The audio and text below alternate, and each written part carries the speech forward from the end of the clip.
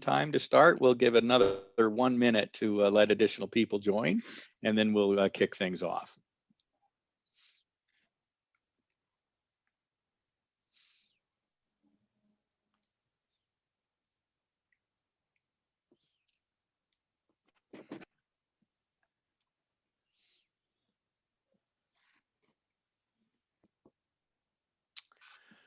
Okay, 6 o'clock Mountain, 5 o'clock Pacific time, 8 o'clock in the cesspool of Washington, D.C. on the East Coast. Welcome everybody to what should have been the next in a series of lectures that were organized in my role as the 2021 visiting scholar in conservative thought and policy at the Benson Center for Western Civilization at the University of Colorado Boulder. I want to make very clear that I am appearing today in my personal capacity, having been unceremoniously stripped of my duties at the Benson Center. Nevertheless, we arranged and organized a very significant lecture series dealing with questions of unity and disunity among citizens in the United States. And it's my great pleasure to introduce the next person who was intended to be part of that lecture series, Dr. William B. Allen. Certainly, he doesn't need much of an introduction to this group, but I will give one. My first connections with Dr. Allen came as a student at the Claremont Graduate School while he was a professor at Harvey Mudd College, which was a science and engineering school, decidedly not my area of study or expertise. But it was his role to educate those engineers and future scientists in the political theory of the American founding, among other things. And those of us in graduate school at Claremont were delighted to be able to benefit from his expertise. He subsequently went to Michigan State University and became dean there. He has had visiting fellowships both at the Ryan Center at Villanova, at the Madison Center program at Princeton, and as a prior occupant of the chair that I now hold, the visiting scholar position at the Benson Center at the University of Colorado. He was also a member of the National Council for Humanities and both a member and ultimately chairman of the United States Commission on Civil Rights. He's a prolific author.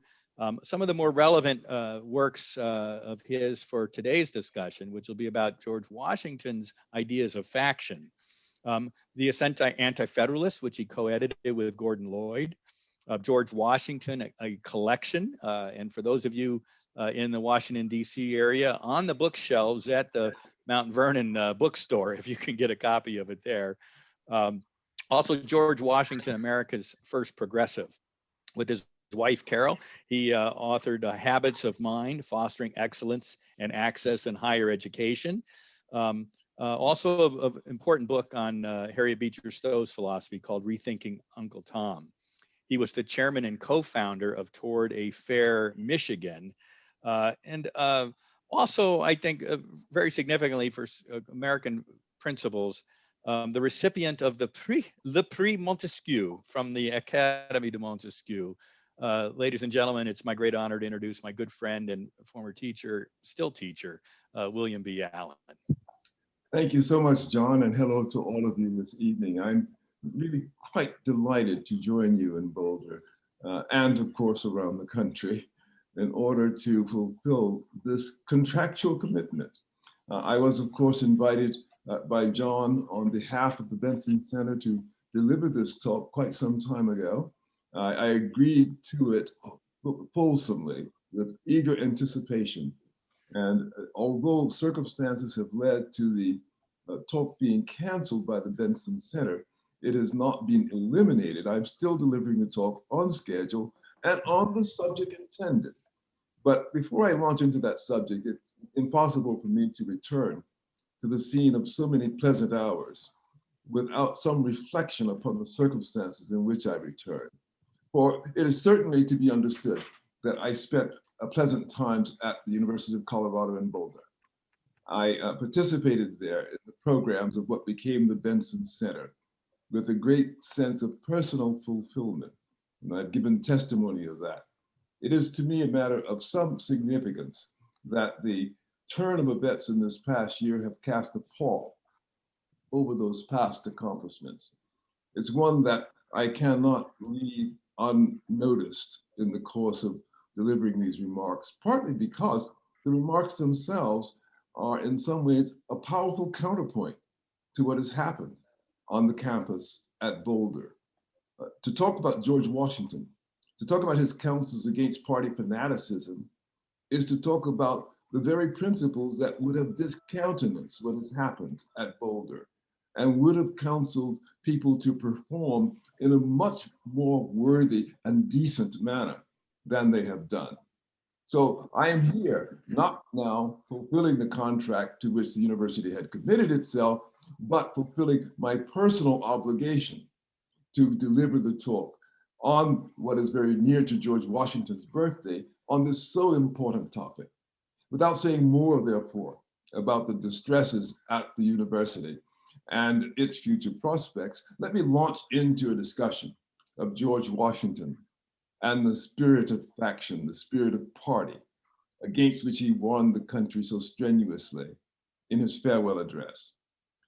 Most of you are certainly aware of the content of the farewell. You know its broad strokes.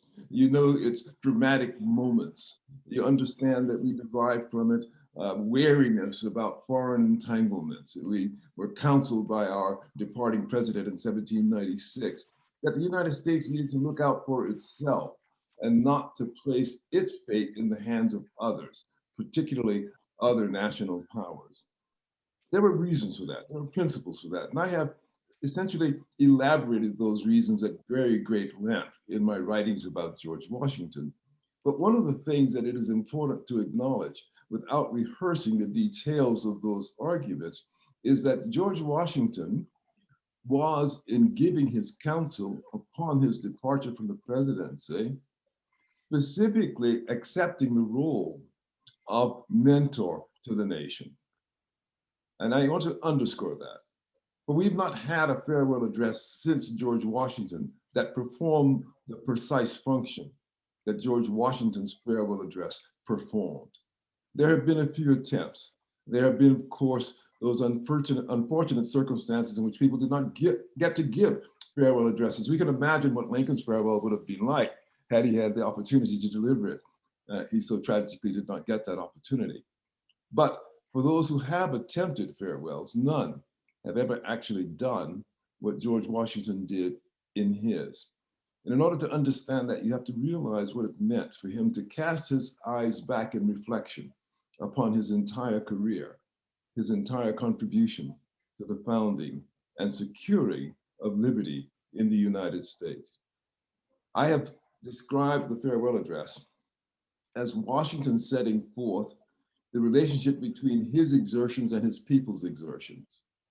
And I've described the very structure of the address itself, some 25 ascending paragraphs and 25 descending paragraphs, through which we see the country moving through his particular exertions and then his cataloging the ways in which the people come to supplant himself, supplant Washington, to assume responsibility for the future of the country. But even with all that said, George Washington understood that the country still needed to get very specific instructions about the character of the politics that were necessary in order for the regime of liberty to survive, for the constitution of self-government to persevere. And that's what the farewell address sets out to do.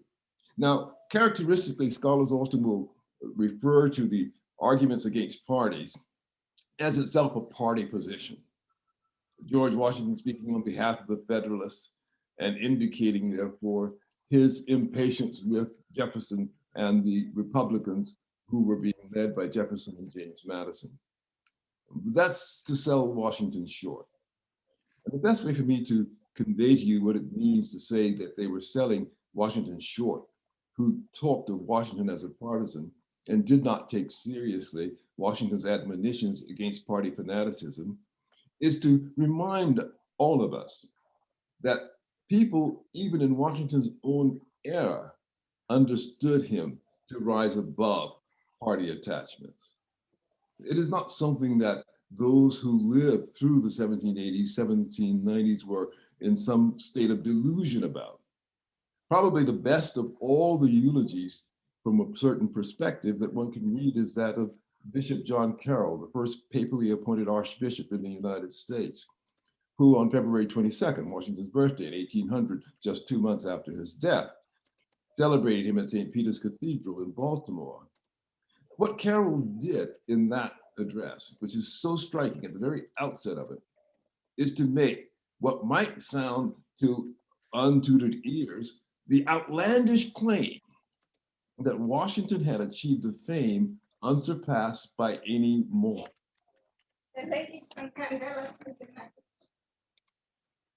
I'll repeat that. Bishop Carroll said Washington had achieved a fame, a reputation unsurpassed by any mortal. Now, none of us would say that easily about anyone. We would all tend to look for at least some flaws in even the worthiest of characters. And we would all certainly be, how shall I say, prepared to accept the reality that there are people we don't know who are even more accomplished than those of whom we do know. But the unqualified statement made by Carroll was a reflection of what people typically understood and said about George Washington. When, therefore, George Washington took upon himself to counsel his countrymen, he spoke not merely as a consoler-in-chief or teacher-in-chief or any of the tawdry expressions we use in our contemporary era, but he spoke with an accomplished moral authority. He was understood by his countrymen to speak to the meaning of the life they had entered into.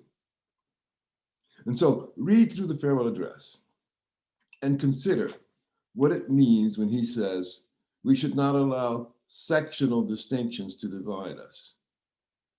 Read through the address and consider what it means when he emphasizes the unity of being one people as not merely a privilege, and certainly not a mere affectation, but far rather a necessity for the continued success and preservation of the society. In short, Washington was speaking to dynamics and elements of the national life, which were not merely issues of personal character. He had earlier in the farewell address, as he did in the first inaugural, talked, for example, about the importance of private morality and its relationship to national morality and to public happiness. And he was very clear about those things. But when he took up the question of party, he was talking about a different kind of question. He was illustrating how important it was for the American people to proof against differences, detaching them from their commitment to the political existence of this experiment in self-government. And that's what I want to underscore this evening. There is a political existence to self-government. There's a political existence to the regime of liberty, which must satisfy certain conditions if it is to succeed, to persevere, so that it is not merely a question of whether one has a sentiment or a feeling of attachment or even of patriotism. Washington pointed out that every political society confronts what has been called by others the rule of necessity. They live in a universe, a world, in which they must deal with contingencies. But there's a peculiar weakness in a popular government. And that peculiar weakness is, it is extremely difficult for it to respond with singleness of mind, singleness of purpose. Nothing was more important in contemplating the future dangers the United States would encounter in the mind of George Washington. Nothing was more important than to recognize that the United States must always be kept in a position to respond with singleness of purpose as it meets the contingencies of the world surrounding it. That is why he took up his counsels against party fanaticism. Now, if we try to put this in contemporary terms, we would find it very difficult to understand. And that's partly because, let's face it, we don't think of ourselves as partisans. We think of ourselves as right, no matter where we stand in the spectrum of political ideas. We fairly casually dismiss others as wrong. And we don't even take up the question of partisanship as something touching us. That is some old-fashioned notion. The idea of faction, talked about by James Madison in Federalist Paper number 10, is something we just don't take seriously because we do not contemplate those dimensions of the human soul which are so easily exploited by the accentuation of differences among human beings. But Washington did not have that naive sense of the world that we now live with. And he understood that by exaggerating differences, apostrophizing differences, making differences, as it were, cast the prospect of unity into the dim shadows of our social life, would place ourselves in the greatest possible peril. As a result, he took up his counsels that the people do all that they could to avoid allowing themselves to fall victim to partisanship, to faction. How are they going to do that? There's only one way, as Washington counseled, and that is to place the reliance upon the regular performance of the institutions of government to accomplish the objectives of popular rule, to avoid all irregular attempts to bring public opinion or even majority opinion into authority, but rather to do so only through the regular operation of the institutions designed to channel those opinions, those sentiments, and to direct those influences in such a way as to keep them safely within the bounds of that degree of unity necessary to preserve the republic itself. In other words, the argument against parties was not a partisan argument. It was an attempt to illustrate the great dangers excessive partisanship would pose to popular government.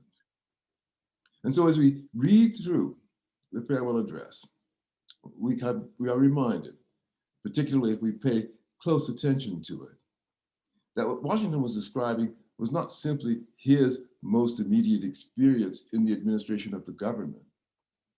He was describing a future that was unavoidable for the country. And we all know, who have studied the history of the United States since 1800, that it has been nothing other than an illustration of the very dangers Washington described. We have seen the various persons and processes and periods of history in which the emergence of partisan contention brings the nation to the brink of dissolution. Sometimes, of course, it has been obscured and hidden to our intelligence. Other times, it has stood starkly before us. Sometimes we take minor things and treat them as if they were extraordinary things. We see this in even our contemporary era. Our language is exaggerated, it's hyperbolic, it is excessive. But that's what partisanship fosters, hyperbolic expression. Hyperbolic expression in itself is relatively harmless, we might think, if it did not have the immediate practical consequence of undermining the operation of the ordinary institutions of government. That is, if hyperbolic expressions could somehow be isolated from, be in some way rendered inert in the context of the operations of the institutions of government, then hyperbolic expression would cause no problem. Let people exaggerate, let them fulminate, let them curse and swear, so long as they do it outside of the institutions that are necessary to operate in a manner that assures the security of popular government.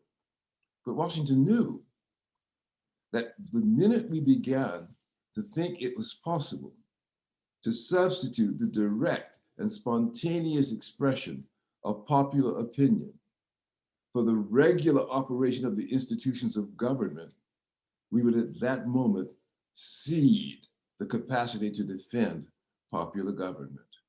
We would find ourselves not on a slippery slope, but cast off a cliff into the cliff of traditional democratic politics, which of course moves with the kind of certainty we experienced when we saw in ancient times democratic assemblies voting one day to do one thing at great and tragic cost and consequence, and the next day voting to do exactly the opposite.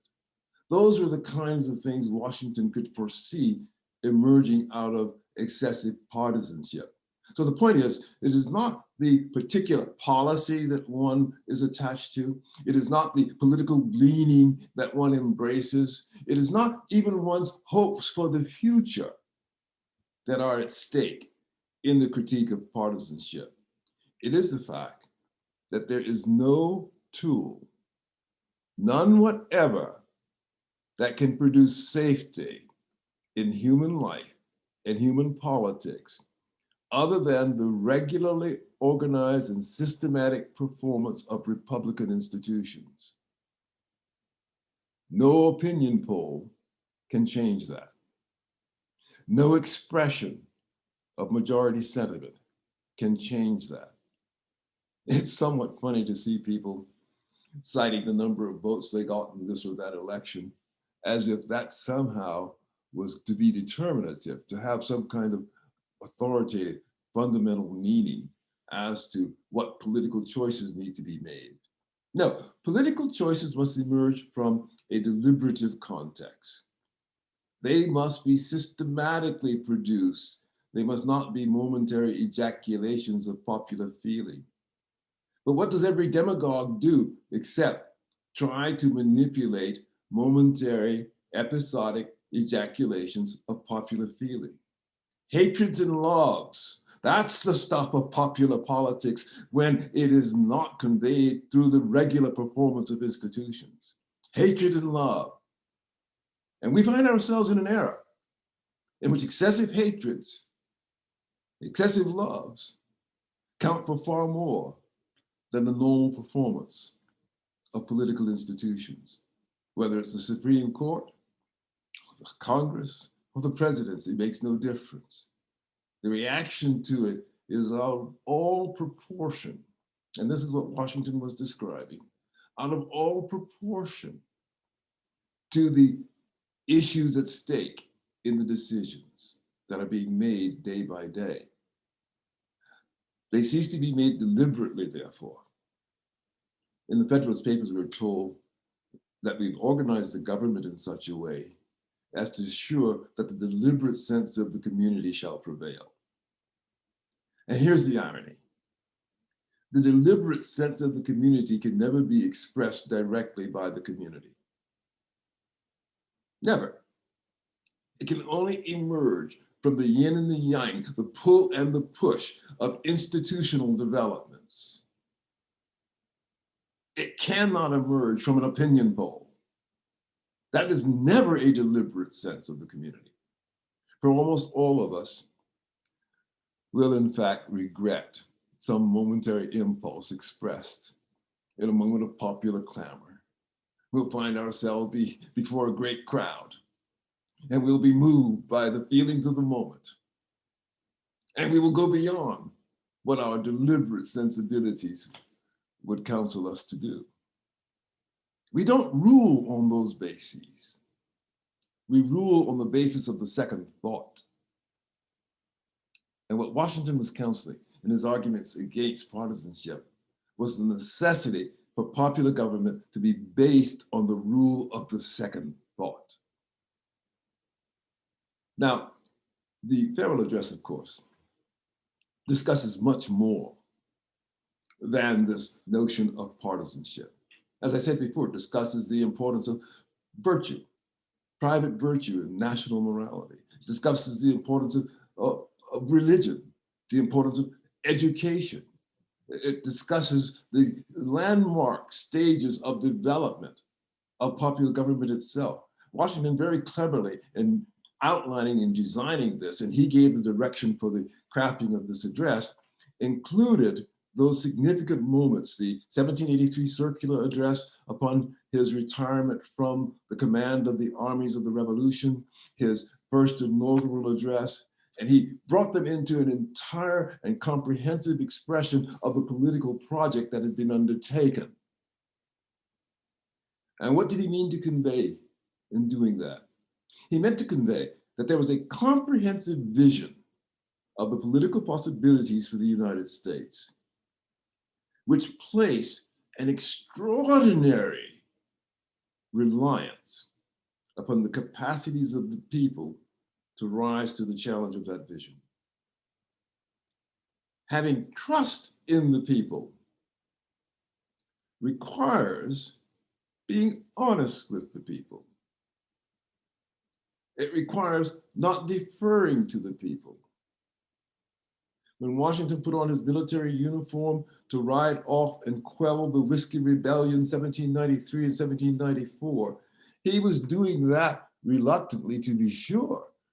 He preferred never to take the field again. He preferred never to exert the authority of government through force. But he also understood that unless the rule of law were forcefully defended, it would have no prospect to prevail. And he had before his face, let us all remember, the continuing turmoils in revolutionary France. The very thing he wished to avoid for the United States. The ups and downs of popular sentiment, the instability of deliberative assemblies that could not deliberate, of guillotines, purges, destruction of churches, the abandonment of all principles heretofore accepted as authoritative on the basis of what? The whim of the capacity to create a new future on nothing but a handful of abstract principles. All of these things Washington has in mind in the farewell address. All of them he seeks to protect the country from. He seeks to protect the country, though, not by sheltering it, not by establishing himself as in loco parentis, so to speak. Even though he's called pater patriae, father of the country, he himself disclaimed that paternal authority in the very farewell address, because he understood that the people could not be sheltered from themselves. They must be entrusted to discipline themselves.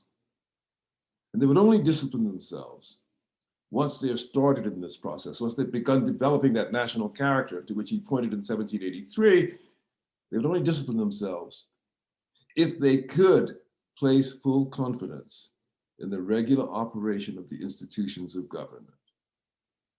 Apart from that, there is no hope. There is no recovery of justice. And let us not forget, the argument against party is directly connected with the argument in favor of justice in the farewell address, just as it has always been throughout the history of political philosophy. Justice is, of course, that by which difference is dealt with, each getting what each deserves, each being accommodated relative to context. Justice precisely takes difference into account. But when difference is exaggerated, justice is the first victim. So we live in a time of exaggerated difference. We ought to expect justice to be the first victim in such a time. and we've seen the individual cases of it. What George Washington was concerned about was not this or that case of someone being victimized by excessive zeal, but the whole country being destroyed by the inability to distinguish the excessive zeal from legitimate, deliberate opinion, the deliberate sense of the community, the deliberate will of the people. Thus, this was a sermon that Washington delivered, his farewell address, but not merely a sermon. It was not mere exhortation, for it was explicit in development of principles. It was a teaching sermon. That's why it was a farewell address unlike any we've had from any other of our presidents. It actually provided us a blueprint to sustain the character of the nation. And we might say, therefore, that the extreme praise of Bishop Carroll is probably warranted, given the level of the accomplishment that is signaled in the production of this address. Let me just say one or two words about how the address was produced so that we keep things in context. Washington initially thought of leaving the office in 1792, 4 years earlier than he did.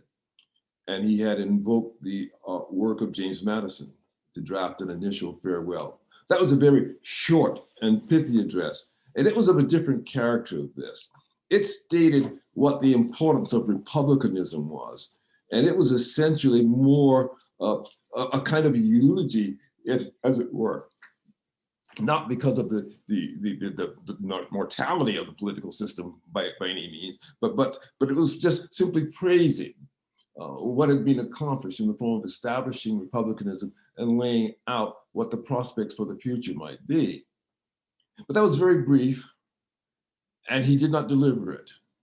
4 years later, when he's now determined to resign, he delivers an address that he asked Alexander Hamilton to draft. And he sends the 1792 address to Hamilton, along with a number of other documents that he himself had produced and instructions. And then he and Hamilton was in New York, Washington was, of course, in Philadelphia and Mount Vernon. He and Hamilton corresponded back and forth over the period of nearly 4 months in developing this farewell address. So it was a highly collaborative affair, but collaborative in the sense that Hamilton was quite literally following directions from Washington from start to finish, including where to put certain things and things to be included that had been omitted. And of course, Hamilton was no daisy cup. He was perfectly willing to speak up and say, I don't think you should say this, or I don't think you should say that, or maybe you ought to consider this. It was a genuine collaboration. But it was in the end guided by George Washington's understanding. It was Washington, therefore, who was the true author of the farewell address. That must be clearly understood.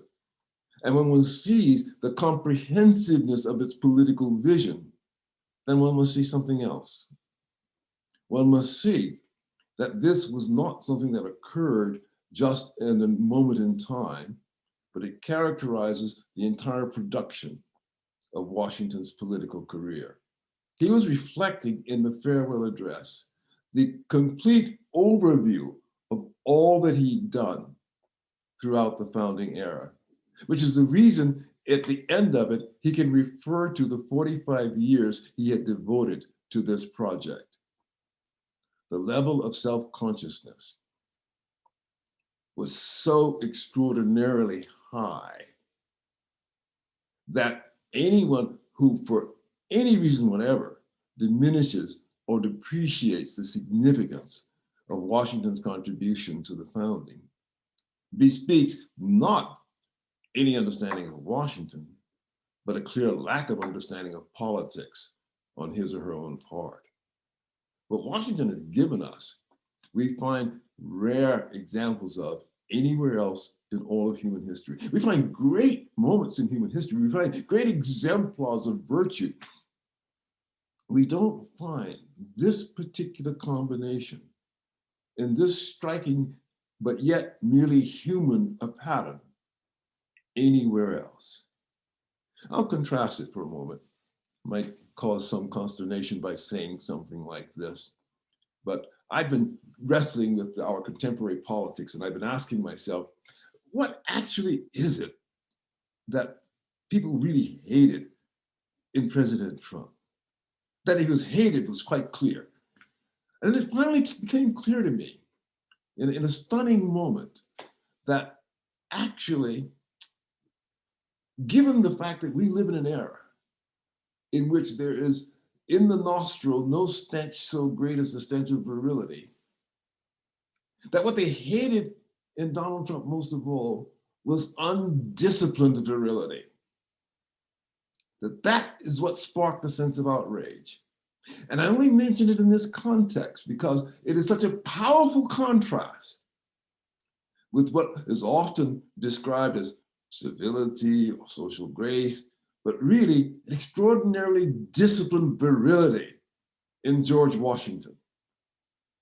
The comprehensiveness of his vision was a reflection both of accomplishment and complete command at the same time. The things for which he was loved are the very antitype of the things for which Trump has been hated. Now, if we put it in that perspective, we can almost get ourselves back into the 18th century. We can almost get ourselves back to George Washington. We can almost take our rather crude and casual and vernacular sentiments of the 21st century and purify them and begin to understand what it is that even we would know how to praise if we only knew what we were looking at. That's what the farewell address is good for. That's what the lessons about faction, about partisanship, that's what it's good for.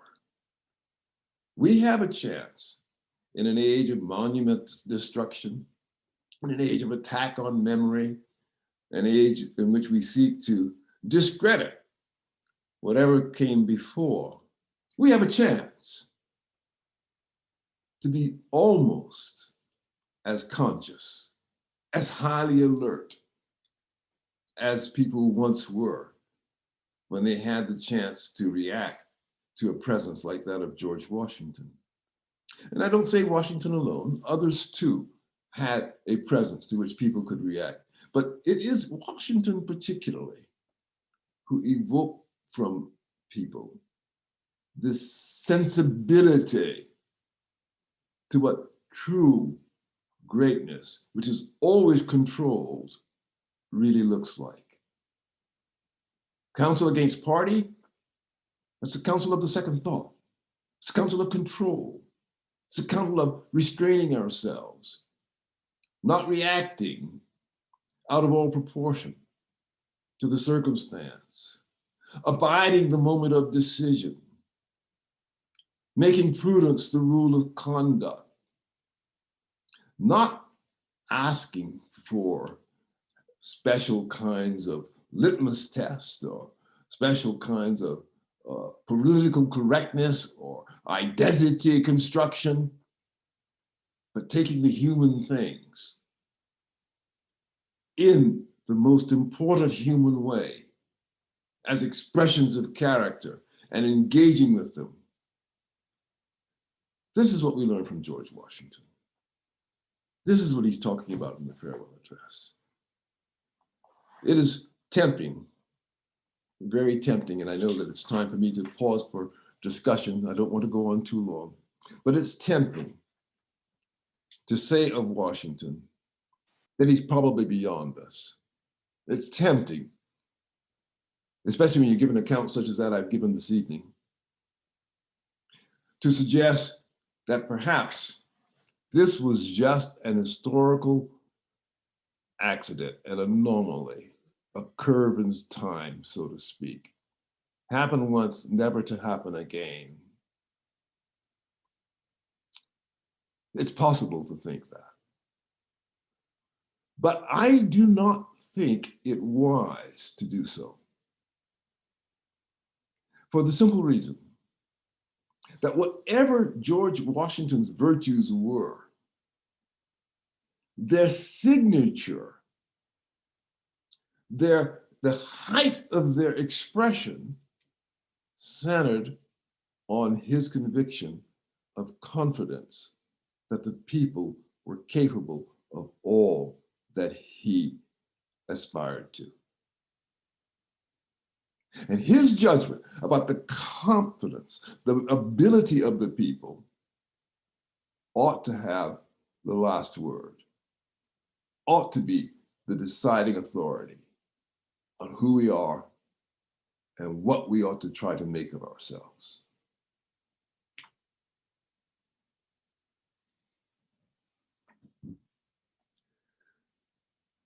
Now, John, I don't know if anyone has suggested any questions yet, but we have the chat feature for that, do we not? I will turn it over to you to moderate and take whatever questions may arise. You need to be unmuted. Let's see if we can ask you to do that. Okay, there you go. All right, very good. Thank you, Bill. And the chat room is open for questions. I encourage you all to reflect a moment, digest what Bill has just said, and then pose your questions. While we're waiting for that, I will ask the first one. Washington in the farewell address. By the way, it wasn't just Bishop Carroll that called him the greatest man alive, but I think, if I recall, George III did as well when he declined the kingship that had been offered to him, and stepped down instead. In his farewell address, he talks about a number of different grounds for potential faction that he sees.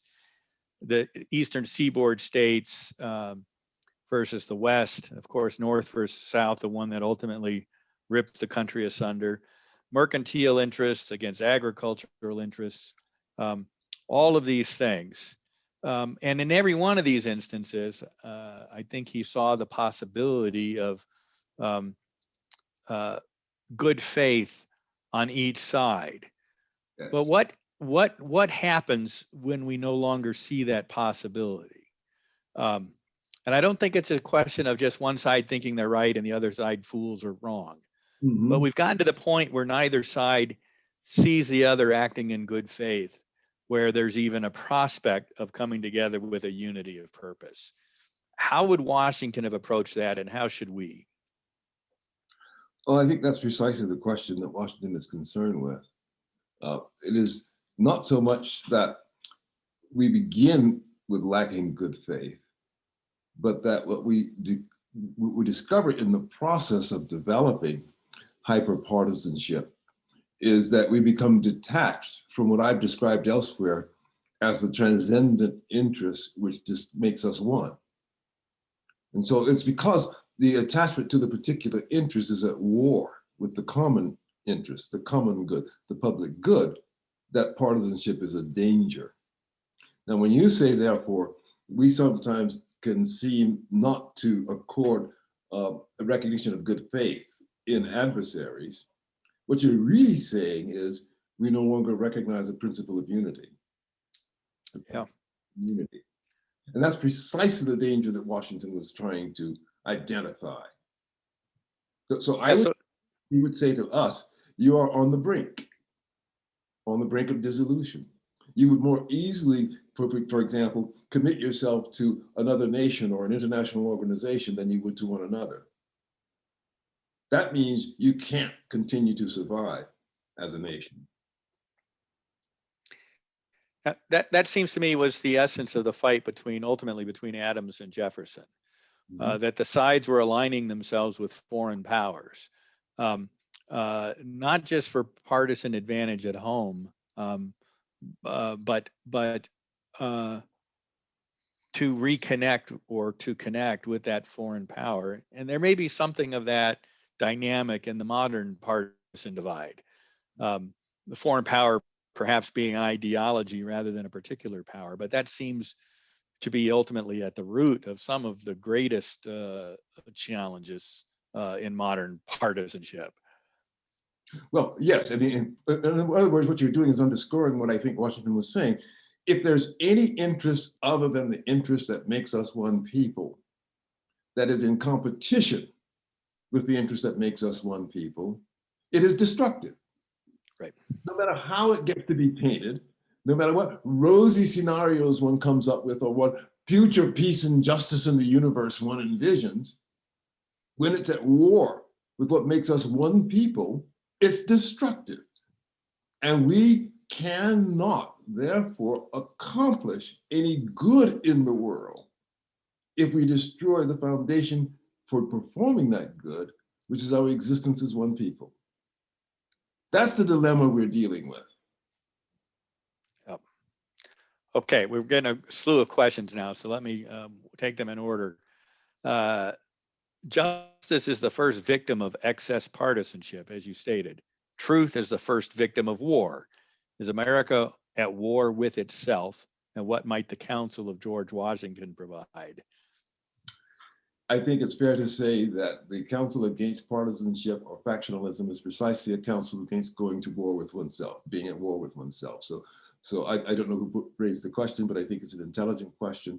And I think that in every era, it's a question that has to be asked. America was at war with itself in the antebellum era, and we saw what the result was. And these things recur. We are as much at war with ourselves now for the same reason. That is to say, we're divided between those who would repose confidence in the institutions and even the history of the country, and those who would repose no confidence in the institutions or the history of the country.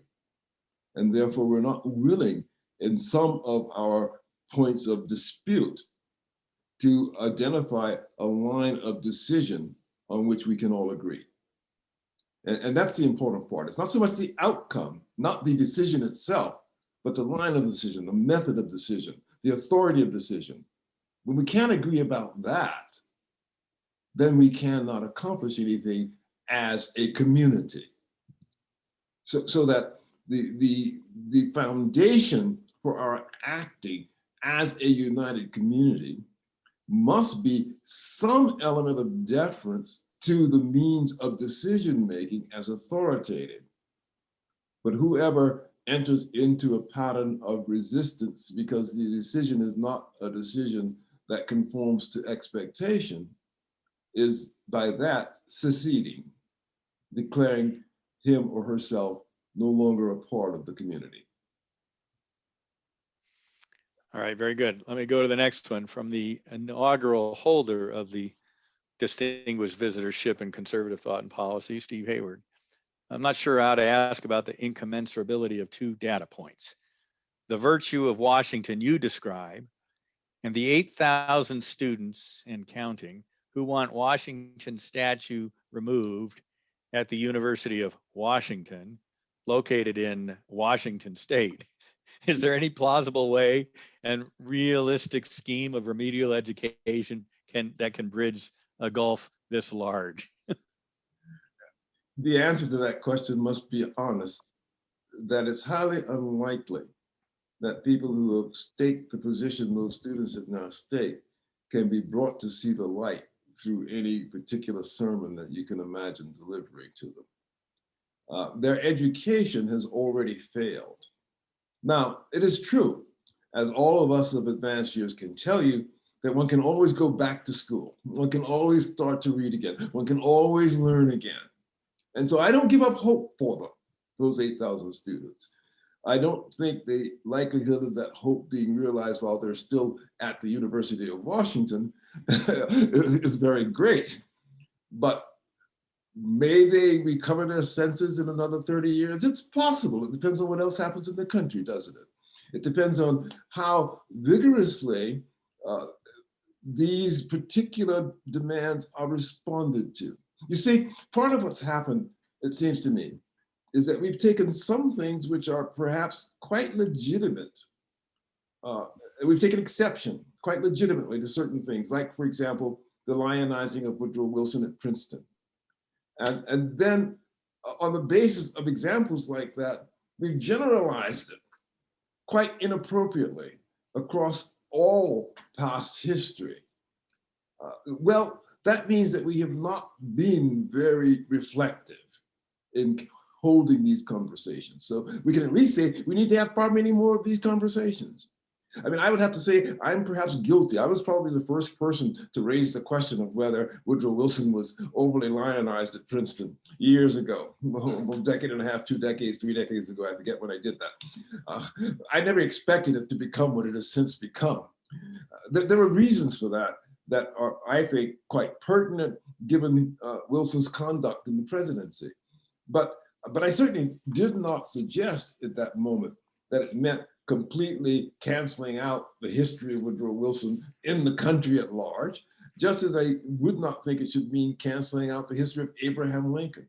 In the first place, most of the histories that lead people to take those kinds of postures are spurious histories. They're not accurate histories. They posture Lincoln as some kind of quasi-racist, for example, when he, in 1862, has his exchange with a newspaper editor about the Emancipation Proclamation as proving that he was indifferent to emancipation. Because they have a completely non-political understanding of what Lincoln was doing. They didn't see Lincoln's wisdom. They don't know the facts. They don't know that Lincoln was already committed to emancipation. But he said to Greeley, I'm not going to declare this yet because I have political reasons not to do it. But he can't state it that way. So he states it in a careful, statesmanly manner. And that gets abused by subsequent revisionists to assume that he was indifferent to emancipation, indifference to question of slavery. Well, those errors of analysis and interpretation can all be corrected in the fullness of time. Many of them are out there. Many of us have written about these things, and we can expect their influence to grow over time, so that today's 25-year-old might become a better informed 55-year-old. Usually happens about the time they start having children and having to sign the front side, not just the back side of a paycheck, I've discovered. But all right, Bradley has a question. With the importance of Washington's farewell address most properly just behind the Declaration and the Constitution, why do you believe it is not taught in the academy as an important part of citizenship? Oh, yes. Well, that's because for a long time, we didn't even teach George Washington as an important part of citizenship. But let's just face it, in the last 4 decades, there's been a great recovery. And there have been more books written about Washington, even about the farewell address. It is being taught now in ways that it hadn't been taught before. And there's come along with it, not only more exposure to Washington, but more exposure to many of the primary source documents of presidents and others in ways that hadn't been adverted to before. There was a brief period somewhere between 1920 and 1970, say, in which professional historians spent most of their time reading one another, not reading source documents. Well, that's all changed now. We're in a much healthier position. And these changes occur gradually over time. So I'm pretty high on the prospects for George Washington. He has recovered in a dramatic way since the 1960s and 70s. And so I think there will be increasing attention, in spite of the fact that people are trying to remove monuments to him in Washington state and elsewhere and taking his name off of schools. Just remember, those are not the people who are writing the histories that are going to shape understanding in the future. These are the people who are themselves shaped by bad history that was written before. And so they are really little more than the flotsam and jetsam in this particular oceanic tide. They're going to wash away and they're going to be replaced by solid understanding. Very good. Okay, Henry asks, I'm in this class now talking about the abuse of power in the eyes of the legal system, at least supposedly. The examples are past presidents who have committed crimes without receiving justice or punishment, like Nixon with Watergate, Bush with the torture program, Obama with drone strikes. Now, some would argue prosecuting them would do harm to the institution and the nation for obvious reasons, but not doing so seems to be unjust. They seem to be at odds with each other. How do we understand this, the pursuit of justice or the prioritization of political stability? Now we need to make some distinctions. people who are public officers, who order things to be done in the conduct of their offices, are not necessarily committing crimes by that fact alone, even if the thing they order to be done proves to be improvident. We've become very casual in our use of language in the recent times. And just as we've confused equity with equality more lately, producing outrageously stupid notions, so we also do with respect to talking about criminality and justice and injustice. It may not be a wise thing to go to war on a particular occasion, and innocent people will die, but it doesn't mean it was a crime to have done so. It is a crime when the criminal does what is known to be a criminal and does it deliberately, not in the ordinary prosecution of the responsibility of office. For example, during the period of lynchings in the southern United States, very often there were officers of the state who participated in those lynchings, either directly in some cases or more nefariously by providing cover for those who did it in other cases. Now, in those circumstances, you have direct criminal conduct, and it should be prosecutable. But the case where someone simply says, we are under attack, or we perceive ourselves under attack, and we therefore need to defend ourselves, does not constitute argument for or evidence of a crime. And it's fairly shallow reasoning, to be perfectly honest. And so I would say one needs to go back to school. Did Richard Nixon commit a crime when he ordered, assuming he personally ordered, a burglary of the Watergate? If that's the case, yes, that was a crime.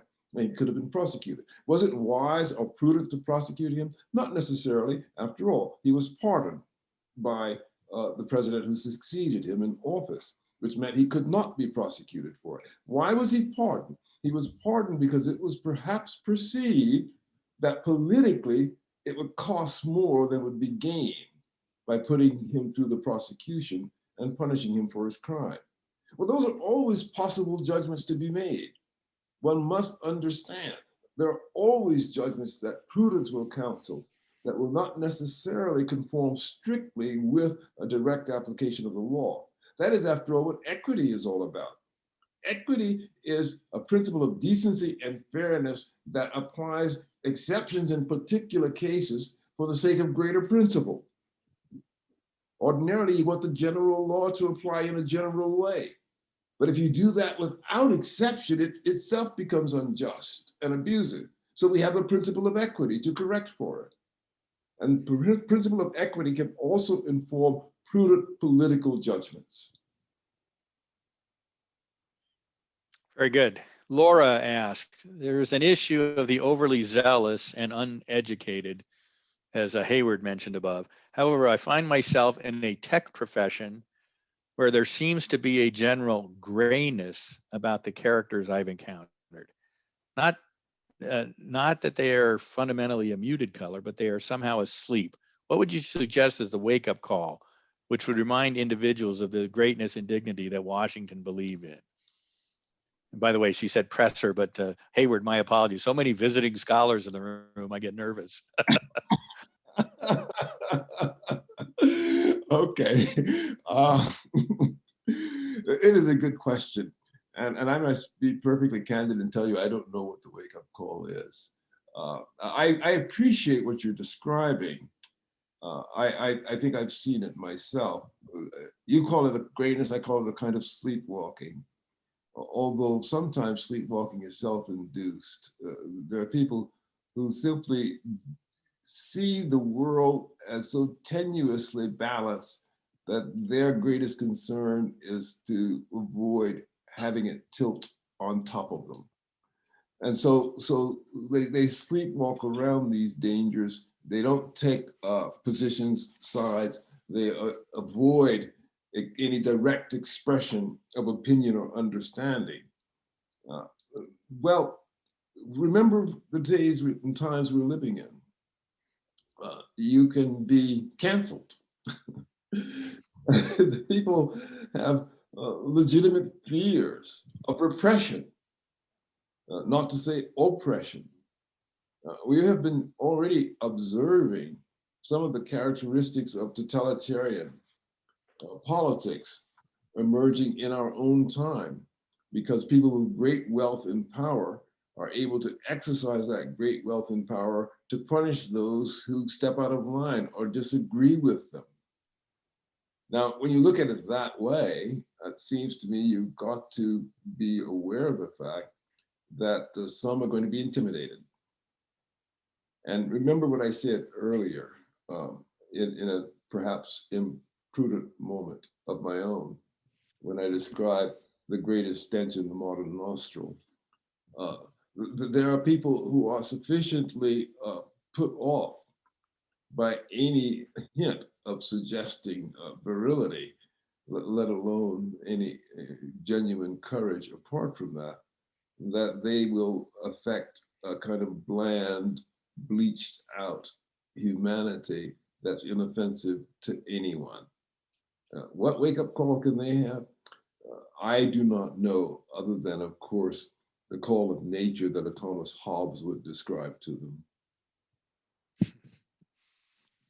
them. Let's hope we figure out a solution shy of that.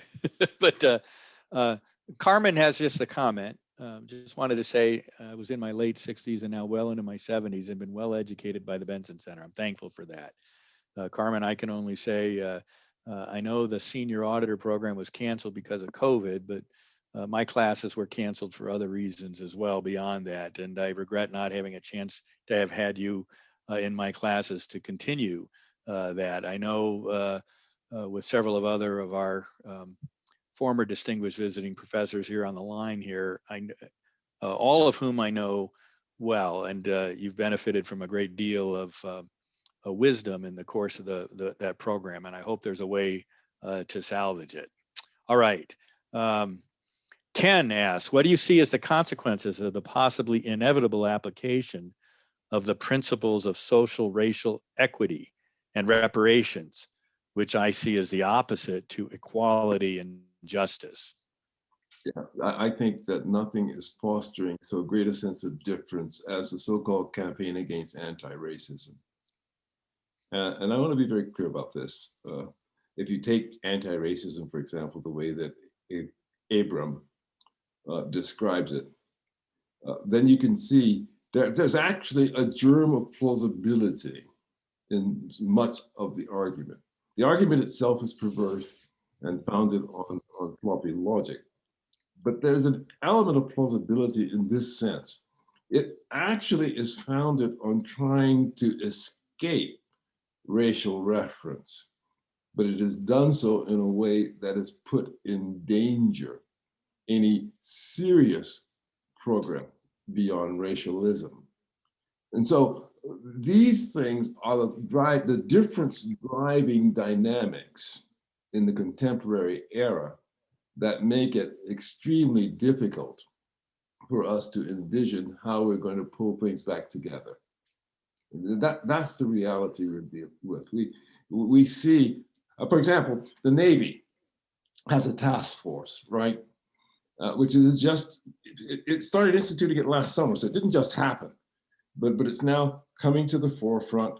And what it's going to do is to require every member of the Navy to take an oath, call it the anti-racist oath, the new Boy Scout pledge, as it were.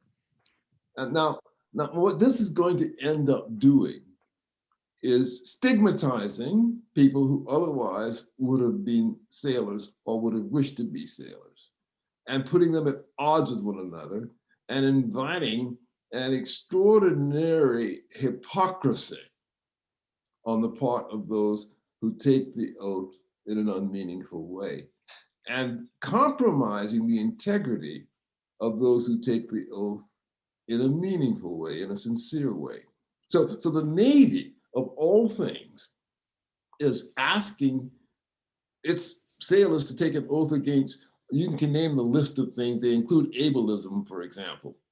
You will swear that you will not be guilty of ableism.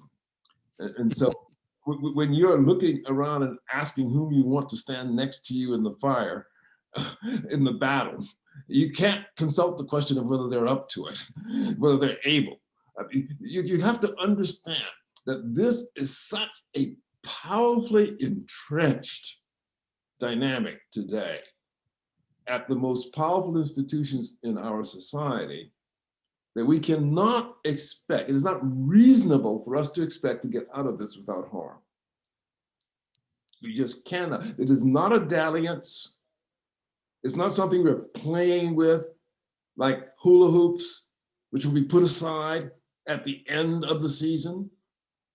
But this is an entrenched, propagandistic, demagogic, oppressive force at the very heart and center of our country, and it will doubtless drive us apart.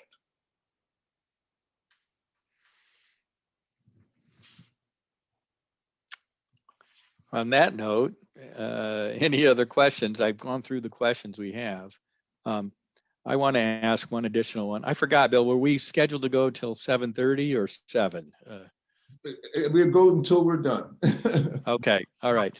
Well, one of the things that that you asked or that you mentioned, Washington's solution essentially was to place reliance on the regular operations of the institutions of government. My concern with the factionalism we have now is it's playing out in a way that was designed to destroy the regular operations of the institutions of government. And that would make it extremely difficult to even pursue Washington's solution to the human problem of faction. Mm-hmm. Well, in a way, I suppose that I would have to agree with you, but as I try to place it in the contemporary context of where you're phrasing the question, what I'm asking myself is, are we really witnessing the regular operations of government today? Or are we witnessing something else? Let me give you an example.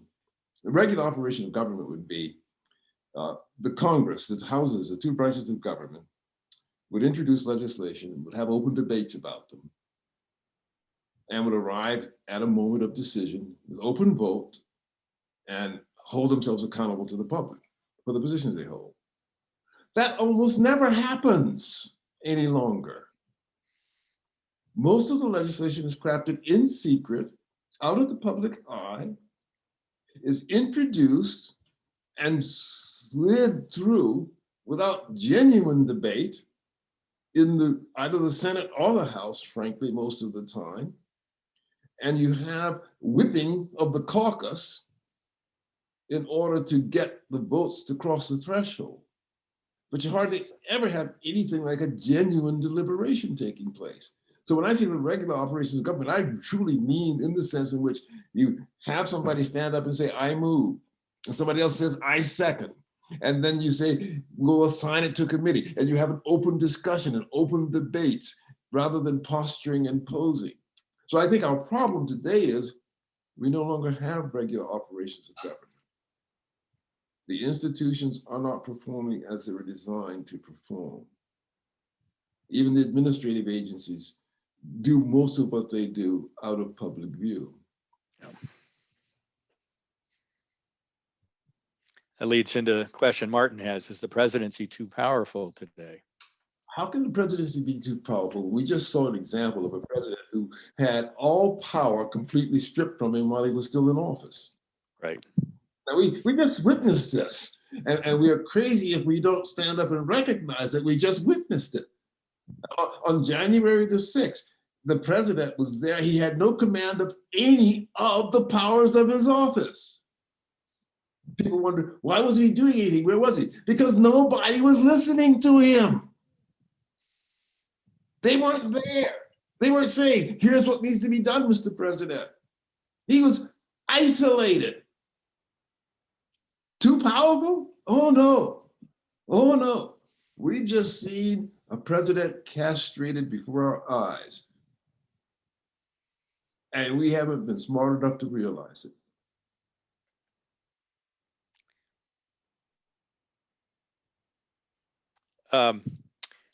Matthew asks, we hear the term equity used all the time now. I thought the premise of true equality is equality of opportunity versus equality of outcome. Equity focuses on certain races, ensuring their outcome is equivalent to those of their white counterparts.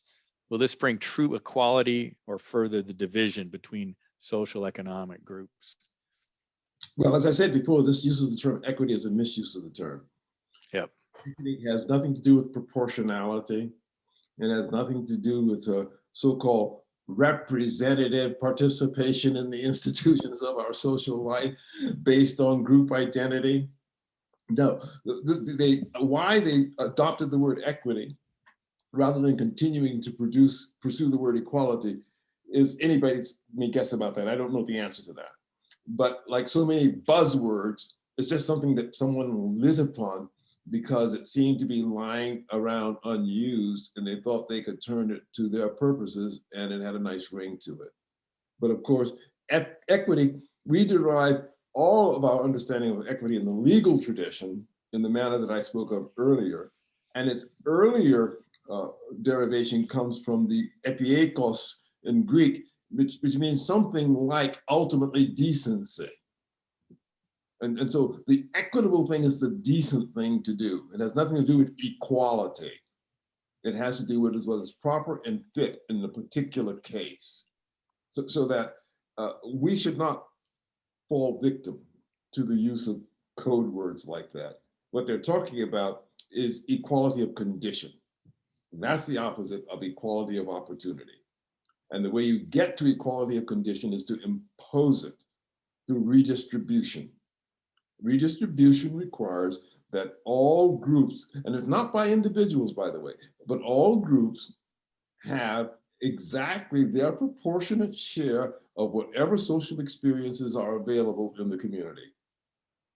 And that means no one is allowed to have more or less than their share as a group proportion of all groups represented. And the only uncertainty in this is that, of course, the number of groups keeps getting elaborated. The number of groups grows.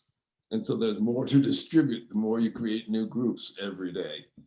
But that's what it's about. So you will hear the word equity used. It's used by your university administrators with the same dull stupidness and insipidity that those who write the books about it use. Don't pay attention to it. It means nothing. I thought it was going to get me a shot at playing for the Los Angeles Lakers, but we'll leave that aside. Two questions here, one from Laura and one from Jeff that are somewhat related. Will all of the visiting scholars form an educational superpower against these unfortunate circumstances? And Jeff adds, I think, are you stunned at the level of faction? He's asking this to me. Are you stunned at the level of factionalism in this country? No, I had just hoped I had more faith in my fellow citizens than I've observed over the last couple of months. But what about that? Should the visiting scholars form an educational superpower to deal with what confronts us? Well, so some of us are too old for those kind of projects. Anyway, those young among you may do this. I don't know what Steve Presser would say about that, but some of us are too old for those kinds of projects. But I will say this about the level of factionalism and being stunned. I think there's a reason to be stunned about what's happened most recently, because my mind keeps going back to Johnny Cochran. You've probably forgotten Johnny Cochran, many of you, but I haven't. You know, if it doesn't fit, you must quit. We have understood for a long time what it means to be a lawyer in this country and to represent in an adversarial process. And we accept lawyers appearing publicly and saying things on behalf of their clients that do their best job to represent the client's case. And certainly Cochran did that with spades, as it were, in the case of the Simpson trial, and is not faulted for doing so. Nor should any representative, any attorney, be faulted for representing a client in compliance with the norms and standards of our legal profession and the way we do business.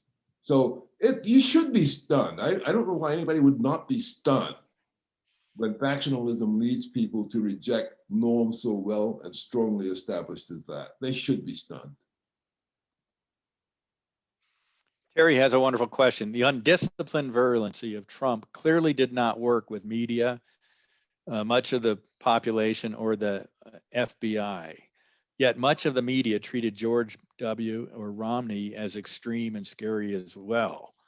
It seems like whoever is the leading contender for the White House on the Republican side gets that kind of treatment. Is there a way through this without a Washington? Or would Washington himself suffer the treatment that these folks have suffered? Yes, I think I wouldn't say Washington would have suffered this treatment that Trump suffered, but maybe the others to some degree, sure, because he suffered some of it in his second term and during his time in the White House. But here's the point. It is what happened to Bush, for example, was not the same as what happened to Trump. He was opposed, he was called terrible things, but he was actually not hated. I think we simply must understand how powerfully Donald Trump was hated. It's not the question of whether people disagreed with him or whether they thought his policies were wrong-headed. In fact, half the time, they didn't regard his policies as wrong-headed. They pretended to. Nobody actually thought it was wrong to supercharge the search for a vaccine. And everybody's therefore happy now to profit from it having been done. But at the time, because it was he doing it, it was attacked virally. That's because they hated him. And we need to understand it was Trump that was hated in that sense. I know it's also true that they hated Trumpsters, but that's a different thing. There was an outrage about Trump himself that was so visceral that it has no relationship to what happened to people like George W. Bush. Steve Presser follows up on that. It was not just the president that was stripped of his powers, but the citizens too. Yes. What can Americans now do? What do you recommend? Yes, I think, boy, that is so brilliant, so well phrased, because of course you cannot destroy the institutions without hobbling the people. The citizens have been stripped of their power in that regard. And therefore, the question becomes, are the citizens ever in a position to reassert themselves? Now, I don't have any immediate recommendation for how that reassertion shall take place, but I do know that apart from such a reassertion, there is no recovery. It would require a full-throated reassertion to recover, that people simply have to find a way to insist upon their understanding of what this self-government means and what this nation should be like without bowing to the established power. But remember what that means. I don't want anybody to think this is a Pollyannish statement that I'm making. That means you have to resist the extraordinary influence of power, corporate, military, educational, as well as governmental, because these things are now shot through with this essential contempt for the people's power. This goes back to the question of regular operations of the institutions of government. And Matthew ties it back to the earlier question about, is the president too powerful? And so he gives a particular case. President Biden passed executive orders that allow biological males to compete in sports with my girls, thereby voiding Title IX, violating the daughter's rights and negating their hard work earned scholarships. How is this not too powerful and total violation of rights, or killing jobs for no other reason than an ideological difference or where she would get our energy from? These kind of use or abuses of executive orders seem to lend credence to a powerful president. Of course, Trump's example may be the anomaly in modern times where everything he did was blocked. But what about that? I mean, you know, Title IX is an act of Congress, and yet presidents dispense with it or alter it at will with an executive order. Well, that's true. But does it mean the president is powerful? That's another question, isn't it? Yeah. Let's just step back for a moment and ask where the executive order came from. You see, it's not as if the president were walking around musing, what shall I do today? Oh, I know. I will tell boys and girls they've got to go and shower together. And has the power to do. No, that's not where it's coming from. President Biden doesn't have the least interest in this. Now, so what is it that brought this to the surface so that it took the shape of an executive order? And is it really the president's power? Or is it the power of this swamp you've heard so much about? The power of those arrayed governmental and non-governmental forces driving a campaign that simply happens to have the totem of an individual called the president through whom to prosecute their objectives. Well, if you're paying attention to the president in the executive order, I'm here to tell you, you're missing the point. You don't see what's actually happening. No, the president is not too powerful. Well, how do you know that? Because if he decided he was not going to do that, guess what would happen to him? I've already described it before. I won't repeat it. He will not be very powerful in the end. He's being driven by something greater than himself. We must understand what's happening in the country. There is a ruling power, and it's not the president.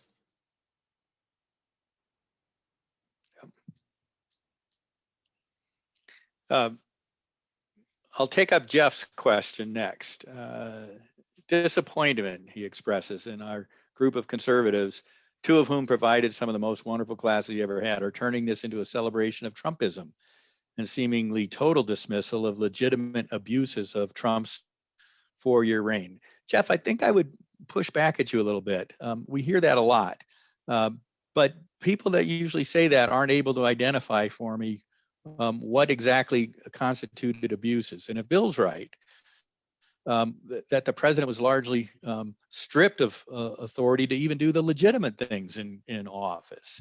So maybe I'll ask you to follow up with that question. What exactly do you consider to be the abuses of his 4-year tenure in office?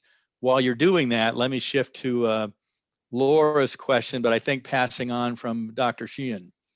If, as I said, we're facing a breakdown of civic trust among the American people, how can we find a way to rebuild civic trust? Civic friendship, like friendship, is not as much about liking each other, loving each other, as it is about loving the same things. What is the thing that Americans might come again to love in common? Well, let me take both of those questions. Let me first go back to Jeff Kellogg's observation. I want to point out something that may have escaped observation, that I have criticized Trump rather than conducting a Trump praise fest. I've said he was a man of undisciplined virility, which is an extraordinary criticism, in case that wasn't recognizable. I've also said he was a man who was castrated, who was actually powerless, therefore who failed in office as president. So if you don't see my remarks as I have understood and intended them, I want to be sure that I underscore them so that you don't get the wrong impression. Perhaps you imagine that one ought to say some more awful thing, but I'm not sure you can say something more awful than what I said. So at all events, it is certainly not a praise fest. That doesn't mean that Trump didn't do things that almost anybody in office can do, things that are well worth having done. So you've heard the litany of those things. I'm not interested in repeating them. I only referred to the vaccine as an illustration that underscores how much he was hated, though it was in itself a good thing to do. So separate the man and the reaction to the man from the conduct of the office, and you'll begin, I think, to see the picture with greater clarity. Now, with regard to the civic friendship question, I think the important thing for us to remember is that it is not a relationship of affect that constitutes the citizenship ultimately. Yes, civic friendship is important. I think it's a wonderful thing, and it's good when people, as it were, recognize themselves as fellows, and therefore, hail fellow, well met becomes the tone of their relationship. That's a wonderful thing. And I see plenty of reason to long for that among fellow citizens, in the way that Americans traveling abroad often find when they meet with one another in a foreign clime, though they don't know each other otherwise, that there is some element of affect there that immediately strikes up. So you become bosom pals, at least for the length of the tour. But the question of the cement that holds the community together, that holds the nation together, that builds this self-governing polity, is not so much a question of personal affect as it is a question of self-respect, as far as I can see. That is to say, a self-respecting people, a self-governing people will be a self-respecting people. And they will indeed recognize in one another that characteristic of self-respect. And they will confer due acknowledgement upon that characteristic of self-respect. Acknowledging the other's right to self-government is part and parcel of expressing one's own self-respect. So I think that is the level, and in a way, I think it's a deeper level than the level of trust which engages one to place one's dearest interest in the hands of another. One wants to stop short of that in making one's demands upon the requirements of citizenship. Yes, you want to think that your neighbor will, of course, take your interest into account in the ordinary conduct of life, where you happen to come into contact. And guess what? Most of the time, that's what happens, right? Most of the time, we deal with people quite easily and well with all the standard practices of decency. But what we don't have, what is particularly important now, is the expectation that any one of our fellows will see our roles, and therefore their own roles with respect to the government, with the same understanding of the responsibilities that we share. That's where if you want to call that trust, then call that trust. But knowing that our fellows have the commitment to being one people across the board, that is the thing that is important. And that is the thing that is most frayed today. And with that, we're at the end of our extended time, and I think we need to call it an evening, and thank Dr. William Allen for his gracious participation in the non-Benson Center lecture series this year. All right. Thank you very much.